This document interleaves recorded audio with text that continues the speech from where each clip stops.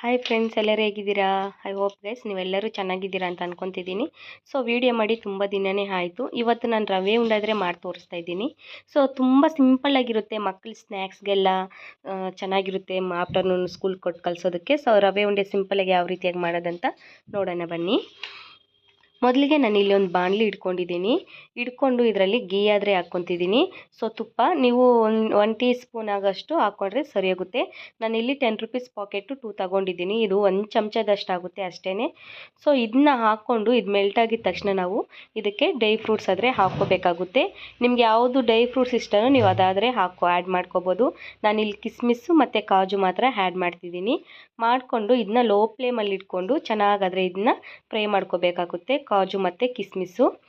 ನೋಡಿ ಈ ಥರ ನಾವು ಇದನ್ನ ಕಲಿಸ್ತಾ ಇರಬೇಕು, ಇಲ್ಲಾಂದರೆ ಸೀದೋಗುತ್ತೆ ಬೇಗ.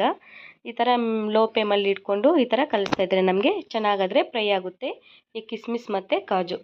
ನೋಡಿ ಈ ಥರ ಆದರೆ ಬರುತ್ತೆ ನಮಗೆ ಬಲೂನ್ಸ್ ಥರ. ಇವಾಗ ಇದು ಫ್ರೈ ಆಗಿದೆ ಅಂತ ಹೇಳ್ಬಿಟ್ಟು ನಮಗೆ ಅರ್ಥ. ಇದನ್ನೆಲ್ಲ ನಾವು ಒಂದು ಪ್ಲೇಟಲ್ಲಿ ತೆಗೆದು ಸೈಡಲ್ಲಾದರೆ ಇಟ್ಕೊಳ್ಳೋಣ. ಸೊ ನೀವು ಗ್ಯಾಸ್ ಆದರೆ ಆಫ್ ಮಾಡಿಬಿಡಿ ಈ ಟೈಮಲ್ಲಿ, ಯಾಕಂದರೆ ತುಂಬ ಟೈಮ್ ಕೊಟ್ಟರೆ ಅದು ಸೀದೋಗುತ್ತೆ ನಮಗೆ. ಸೊ ಅದರಿಂದ ನೋಡಿ ಈ ಥರ ಸಪ್ರೇಟ್ ಮಾಡ್ಕೊತಿದ್ದೀನಿ ನಾನು ಪ್ಲೇಟ್ಗೆ. ಫ್ರೆಂಡ್ಸ್, ನಮ್ಮ ವಿಡಿಯೋದಲ್ಲಿ ತುಂಬಾ ಕೇಕ್ಸ್ದು ಅದು ಇದೆಲ್ಲ ವೀಡಿಯೋಸ್ ತುಂಬ ಇದೆ. ಸೊ ನಿಮ್ಗೆ ಏನಾದರೂ ಇಂಟ್ರೆಸ್ಟ್ ಇದ್ದರೆ ಒಂದ್ಸರಿ ಚಾನಲ್ ಒಳಗಡೆ ಹೋಗ್ಬಿಟ್ಟು ಚೆಕ್ ಮಾಡಿ.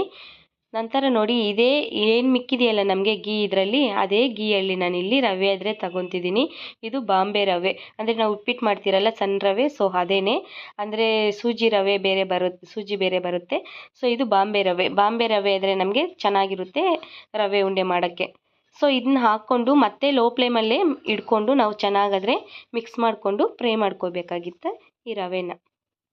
ಸೊ ನೀವು ಯಾವುದೇ ಕಾರಣಕ್ಕೂ ನೀವು ಹೈ ಫ್ಲೇಮಲ್ಲಾದರೆ ಇಡ್ಕೋಬೇಡಿ.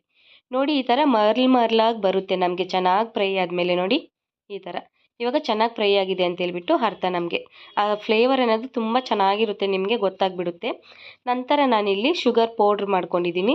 ಸೊ ನಾನು 2 ಕಪ್ಸ್ ರವೆ ತೊಗೊಂಡಿದ್ದೀನಿ. 2 ಕಪ್ಸ್ ರವೆಗೆ ನಾನಿಲ್ಲಿ 1 ಕಪ್ ಶುಗರ್ ತಗೊಂಡು ಸ್ವಲ್ಪ ಗ್ರೈಂಡರಲ್ಲಿ ಹಾಕ್ಕೊಂಡು ಸ್ವಲ್ಪ ಗ್ರೈಂಡ್ ಮಾಡಿಕೊಂಡು ಮತ್ತೆ ಅದೇ ಪಾತ್ರೆಗೆ ನಾನು ಇದನ್ನ ಹಾಕ್ಕೊಂಡು ಚೆನ್ನಾಗಿ ಮಿಕ್ಸ್ ಮಾಡ್ಕೊಂಡಿದ್ದಾದಮೇಲೆ ಇದಕ್ಕೆ ಬಿಸಿ ಹಾಲು ಬಿಸಿ ಮಾಡಿಕೊಂಡು ಹಾಕ್ಕೋಬೇಕಾಗುತ್ತೆ. ನೀವು ಇಲ್ಲಾಂದರೆ ನೀರು ಸಹ ಯೂಸ್ ಮಾಡ್ಬೋದು.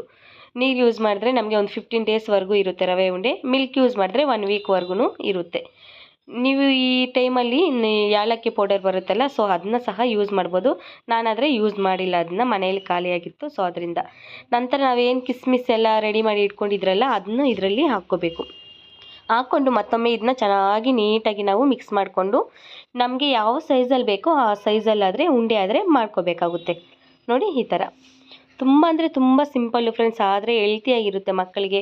ಯಾಕಂದರೆ ಮಕ್ಕಳು ಒಬ್ಬೊಬ್ಬರು ಉಪ್ಪಿಟ್ಟೆಲ್ಲ ತಿನ್ನಲ್ಲ, ಅಂಥ ಮಕ್ಕಳಿಗೆ ಈ ಥರ ಮಾಡಿಕೊಡಿ. ತುಂಬ ಅಂದರೆ ತುಂಬ ಟೇಸ್ಟಾಗಿರುತ್ತೆ.